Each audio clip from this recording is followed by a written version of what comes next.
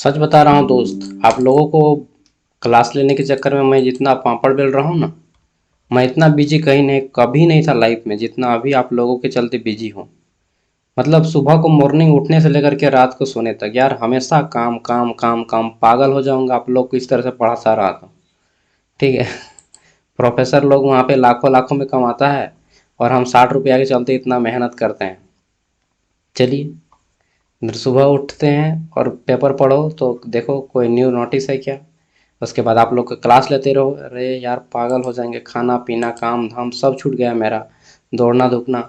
आप लोग का एग्ज़ाम जब से आता है ना, सच बता रहे हैं, आप लोग जितना मेहनत करते हैं उससे 10 गुना मेहनत मैं कर रहा हूँ। चलिए क्या ही जब बोलो, फिर भी 60 रुपया है प्राइस कोर्स का दाम, जिसको खरीदना है खरीदिएगा। ठीक, 4 साल तक फ्री पढ़ाई होगा इस कोर्स में, इस ऐप में।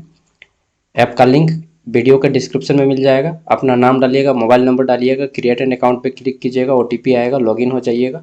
उसके बाद ऑल कोर्स में आके आपको रांची यूनिवर्सिटी का कोर्स खरीद लेना है। यहाँ से स्टार्ट लर्निंग बाद में लिखाएगा, पहले इस तरह से लिखा रहेगा बाय नाउ, 60 रुपया पेमेंट कीजिएगा ऑनलाइन। ठीक है, हो जाएगा।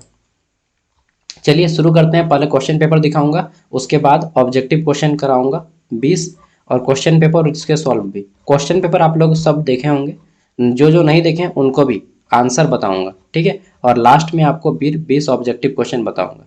तो ये देखिए एमडीसी का पेपर है, जेंडर इक्वलिटी का, इस तरह से ही आता है MDC gender equality, introduction to gender equality. पिछले साल का क्वेश्चन है, नीलांबर पीताम्बर यूनिवर्सिटी पलामू में पूछा गया था। 1 मार्क्स वाले 10 क्वेश्चन, और जिनको नहीं मालूम है बता देता हूँ, नीलांबर पीताम्बर विश्वविद्यालय पलामू और रांची विश्वविद्यालय दोनों सेम है।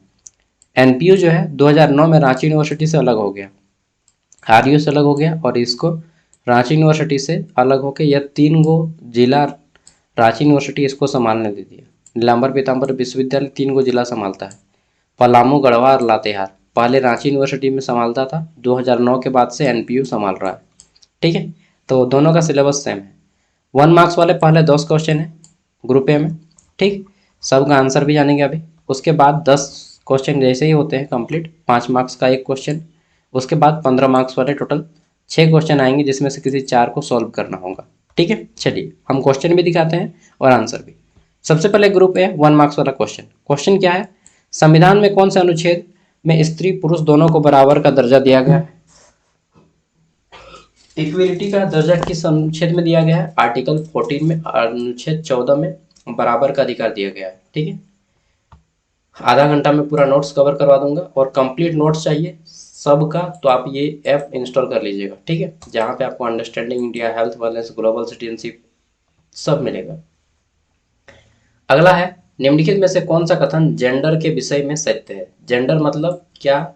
सामाजिक निर्माण। ठीक है, सामाजिक निर्माण, सोशल कॉन्ट्रैक्ट जो है जेंडर के विषय में सत्य है। चलिए अगला है, एक लिंग के प्रति दूसरे लिंग को प्राथमिकता देना या पूर्वाग्रह करना क्या कहलाता है? तो इसे ही हम लोग लैंगिक भेदभाव कहते हैं। ठीक, जैसे पुरुष को ज्यादा वरीयता देना, महिला को कम वरीयता देना, तो यह क्या है? लैंगिक भेदभाव। आगे देख लेते हैं, क्वेश्चन आता है हमारा यहाँ पे, पुरुषों और महिलाओं के प्रति समान व्यवहार रखने वाले को क्या कहा जाता है? तो उसको हम लैंगिक समानता कहते हैं। ठीक है, जो पुरुष और महिला दोनों पे समान बने। अगला है, एक किताब है, सॉरी किताब बोल रहे हैं, a vindication of the rights of womens. ये किताब के लेखक कौन है? तो मैरी वॉल्स्टोनक्राफ्ट। ये नाम क्या है भाई, अंग्रेज का नाम है। चलिए अगला आ जाता है, भारत में दहेज प्रथा अधिनियम किस वर्ष पारित हुआ? 1961 में पारित हुआ। ये सब पूछा हुआ क्वेश्चन सब है। अगला है, कार्यस्थल पर महिला के यौन उत्पीड़न के संरक्षण अधिनियम भारत में किस वर्ष पारित हुआ? 2013 में। मैंने करवाया भी था, आप सब ध्यान दिए होंगे। ठीक है, और एक घरेलू हिंसा वाला 2005, याद है ना, घरेलू हिंसा 2005 कल डिटेल में कराया हूँ। ठीक है, शाम को ही कल कराया था डिटेल में, आधा घंटा का वीडियो। भारत में घरेलू हिंसा महिलाओं के संरक्षण का अधिनियम कब पारित हुआ? 2005 में।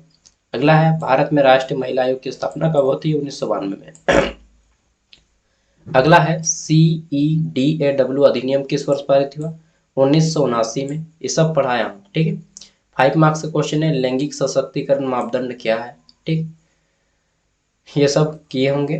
मतलब नोट्स में दे दूंगा, पढ़ लीजिएगा। मैं फटाक से आपको 1 मार्क्स वाले कर देता हूँ, ये सब क्वेश्चन का आंसर है, नोट्स में मिल जाएगा। ठीक, नोट्स 4 साल के लिए रहेगा, पूरा 4 साल, और सभी पेपर जितना भी आपका ग्रेजुएशन में जो भी पेपर रहेगा वो सब आपको नोट्स में मिलेगा, 60 रुपया में। हाँ, सिर्फ 60 रुपया में 4 साल तक हर एक चीज़ मिलेगा।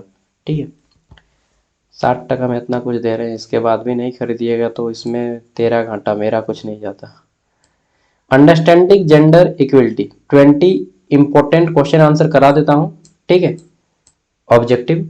तो क्वेश्चन है हमारा, व्हाट इज जेंडर, जेंडर क्या है या लिंग क्या है। तो यह क्या है, एक सामाजिक निर्माण है। ठीक है, ऑप्शन से पढ़ लीजिएगा, इसका राइट आंसर हो जाएगा सामाजिक निर्माण। अगला है, समाज में जहां पुरुष और पुरुषों को प्राथमिकता, ठीक है, माना जाता है या प्राथमिक शक्ति प्राप्त होती है, उस व्यवस्था को क्या कहते हैं। तो जहां पे पुरुष की प्राथमिकता होती है, पिता के वंशज की प्राथमिकता होती है, तो उसको पितृसत्तात्मकता कहा जाता है। ठीक है, ऑप्शन बी पेट्रियार्की, पितृसत्तात्मकता कहा जाता है। और भारतीय समाज जो है पितृसत्तात्मकता के आधार पर चल रहा है। नेक्स्ट क्वेश्चन आता है हमारा, vindication of the rights of women's पुस्तक के लेखिका कौन है। तो ये इसको याद कर लीजिएगा, मेरी वॉलस्टोनक्राफ्ट। यही सब क्वेश्चन रिपीट होगा, सही बता रहे हैं। अगला है, लैंगिक समानता का अर्थ क्या है। तो जहां पे पुरुष और महिला की जैविक समानता हो। ठीक, या पुरुष और महिला को समान अधिकार या और अवसर मिले, या पुरुष और महिला के आर्थिक और स्वतंत्रता मिले, या महिलाओं को सर्वश्रेष्ठ समझे। नहीं, जहां पे दोनों को समानता मिले और इक्वल अपॉर्चुनिटी मिले, तो ऑप्शन ए इसका राइट आंसर हो जाएगा। ठीक है, पुरुष और महिलाओं को समान अधिकार और अवसर दोनों मिले। अगला आ जाता है, भारत के संविधान का कौन सा अनुच्छेद पुरुष और महिला को समक्ष समानता प्रदान करता है। तो आर्टिकल 14। ठीक, याद रखिएगा। अगला आता है, निम्नलिखित में से कौन सा लैंगिक असमानता का सूचकांक है। लैंगिक असमानता, तो अगर आप किसी को, एक मिनट, लैंगिक असमानता का सूचकांक नहीं है, ये पूछा गया है ना। तो लिंग अनुपात, ये लैंगिक असमानता का सूचकांक ये बताता है कि लिंग अनुपात क्या बताता है, लैंगिक भेदभाव को बताता है। ठीक, स्वास्थ्य और पोषण भी बताता है लैंगिक भेदभाव की, गर्ल्स को थोड़ा सा उसी तरह से ध्यान दिया जाता है, बेटा रहेगा तो ज़्यादा ध्यान दिया जाएगा। बाल विवाह भी लैंगिक असमानता को दर्शाता है। ठीक, चाइल्ड मैरिज। बट सकल घरेलू उत्पाद जीडीपी क्या बताता है, यह इकोनॉमिक से संबंधित है, यह आर्थिक व्यवस्था बताती है। So this is the right answer, ये नहीं बताता है। ठीक है, सकल घरेलू उत्पाद।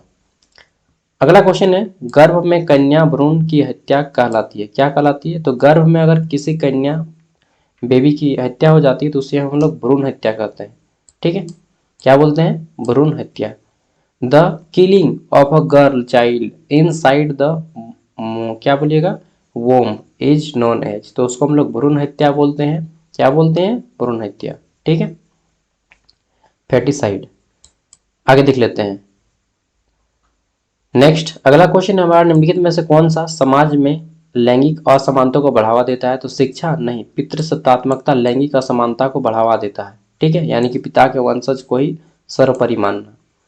अगला है हमारा, निम्नलिखित में से कौन महिलाओं के विरुद्ध हिंसा का उदाहरण है। तो देखिए, बाल विवाह भी है, घरेलू हिंसा भी है, महिलाओं की तस्करी भी है, उपयुक्त सभी इसका राइट आंसर हो जाएगा। ठीक है, क्वेश्चन है हमारा, भारत में दहेज प्रथा अधिनियम किस वर्ष पारित हुआ। तो 1900 कब, 92 में, 1992 में, सॉरी 1961 यार, 92 वाला बाद में संशोधित किया गया था। ठीक है, अच्छा 61 नहीं थे तो 92 आप टिक लगाइएगा। ठीक है, अगला आता है, महिलाओं को घरेलू हिंसा से संरक्षण अधिनियम किस वर्ष पारित किया गया। 2005 में। राष्ट्रीय महिला आयोग की स्थापना 1992 में की गई। ठीक, और इसमें बाल विवाह के लिए और कठोर कानून बनाए गए। ठीक, अगला है, CEDAW अधिवेशन किस वर्ष पारित हुआ। तो यह 1979 में पारित हुआ। कल डिटेल में इसके बारे में हम लोगों ने आपको बताया है। ठीक है, नेक्स्ट आ जाता है, SDG सस्टेनेबल डेवलपमेंट गोल लैंगिक समानता सुनिश्चित करता है। तो देखिए, सतत विकास जो है, इसमें 17 को लक्ष्य रखा गया है, जिसमें से एक लक्ष्य लैंगिक समानता भी रखा गया है। और यह सस्टेनेबल डेवलपमेंट का 5वां गोल है। कौन सा गोल है, 17 गोल से 5वां गोल जो है लैंगिक समानता की ओर बताता है। ठीक है, जेएम का फुल फॉर्म क्या है। तो जेएम मतलब होता है जेंडर इक्वलिटी मेजर, लैंगिक समानता का मापदंड।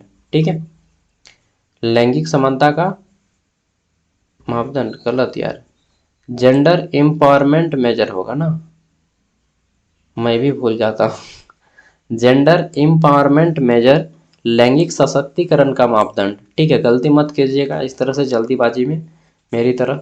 एग्जाम में पहले चारों ऑप्शन पढ़िएगा कौन सा ऑप्शन सही है, एम्पावरमेंट कौन सा बोल रहा है वो उस पर टिक लगाइएगा, लैंगिक सशक्तिकरण मापदंड। ठीक है, अगला है कौन सा सूचकांक शिक्षा और स्वास्थ्य भागीदारी और राजनीतिक सशक्तिकरण में लैंगिक अंतर को मानता है, तो जीजीआई मतलब जेंडर गैप इंडेक्स, लैंगिक अंतराल सूचकांक, ये मापता है। 17 नंबर क्वेश्चन है जेंडर ऑडिट का अर्थ क्या है, तो जेंडर ऑडिट का अर्थ क्या है, नीति और प्रथाओं में लैंगिक समानता का मूल्यांकन करना। और अंतिम तीन क्वेश्चन है लैंगिक असंगठित आंकड़ों का अर्थ है क्या है, तो लिंग के अनुसार अलग अलग विशिष्ट डेटा। अगला है भारतीय महिला आयोग की स्थापना कब हुई, तो इस क्वेश्चन को 3 बार रिपीट किया गया 1992 में। ठीक है, वहीं पूछे कि शादी की उम्र क्या है लड़कियों की, तो 18 वर्ष, 21 वर्ष नहीं मारिएगा, 18 वर्ष ही अभी है, चेंज नहीं हुआ है। और पुरुषों के लिए कितना है, तो 21 वर्ष। ठीक, 21 वर्ष। चलिए, अगला आता है भारत में वर्तमान में भारतीय महिला आयोग के अध्यक्ष कौन है, तो देखिए पहले थे रेखा शर्मा, अभी चेंज हो गई, अभी है श्रीमती विजय किशोर। क्या है, श्रीमती विजय किशोर जो है वर्तमान में भारतीय महिला आयोग के अध्यक्ष है। ठीक है, सॉरी, भारतीय महिला आयोग, हाँ भारतीय महिला आयोग के अध्यक्ष। तो ये हो गया पूरा का पूरा 20 क्वेश्चन। इसके अलावा थोड़ा सा ये भी पढ़ लीजिएगा कि भारत में लिंग अनुपात कितना है।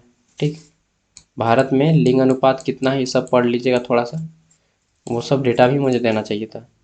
और सबसे ज़्यादा लिंग अनुपात किस राज्य में है, केरल में। सबसे ज़्यादा लिंग अनुपात कहाँ पे है, केरल। सबसे कम लिंग अनुपात कहाँ पे है, तो सबसे ज़्यादा केरल में और सबसे कम हरियाणा में, इसको भी याद रखिएगा। ठीक है, हरियाणा। चलिए, तो मिलते हैं नेक्स्ट वीडियो में। नोट्स आपको यहीं पे मिलेगा, और केवल सेमेस्टर 1 के लिए नहीं, 8वां सेमेस्टर के लिए नोट्स 60 रुपया में मिलेगा, समझ रहे ना। हाँ।